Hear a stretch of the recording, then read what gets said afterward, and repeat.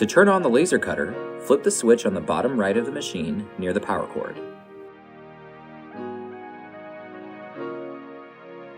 Open Illustrator and import your file.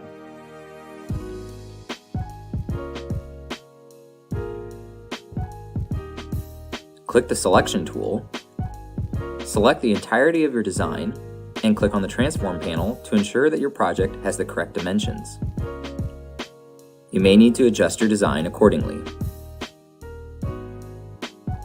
Set your vector cut lines to red and your vector edge lines to blue, using the exact RGB values shown here on the screen. All vector lines, both cut and etch, must be set to 0.01 points. Otherwise, the laser will interpret the vector as a raster instead. Print the design as you would any other computer document. Printing sends the design to the laser cutter. Open the control panel, otherwise known as UCP. The UCP allows you to configure the strength of the laser and position the design on the correct part of your material. First, verify that your design was sent to the laser cutter correctly. All your vector shapes and rasters should appear on the UCP screen. Your vector shapes should appear in the correct RGB colors. When the vectors are incorrect, the red and blue lines will appear gray or missing in the UCP. If this happens, go back to Illustrator, adjust the vectors, and reprint. Don't be concerned if your raster images appear blocky or in poor quality. They are only rough approximations made by the UCP. Next, click Settings to configure the laser strength. Make sure you're viewing the Materials Database tab. Keep expanding folders until you find your specific material. Now, enter the thickness. Accuracy is important for the thickness measurement, so use precision measuring equipment like calipers. Enter the measurement and verify the units are correct. Lastly, ensure the laser strength. The settings stored in the material database are just estimates and may not be appropriate for your laser job. If the material is excessively charred, then the laser is too powerful. If pieces are not fully cut out, then the laser is too weak.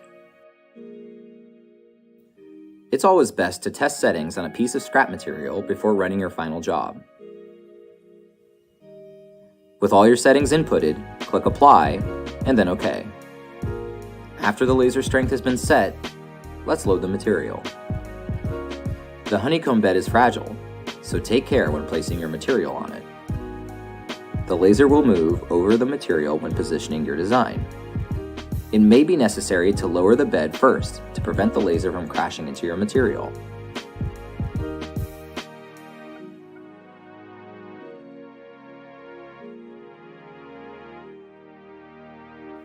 The white rectangle represents the laser bed.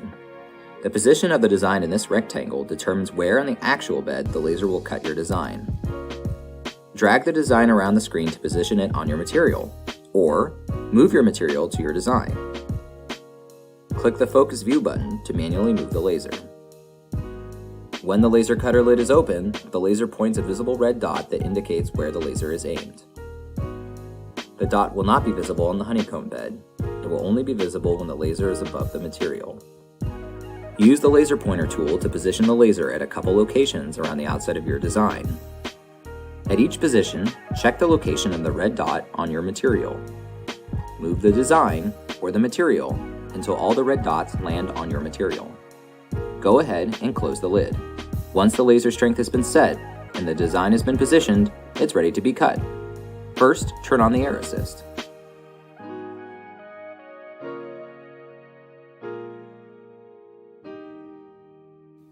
Next, turn on the air filter. Press the green play button to start the job.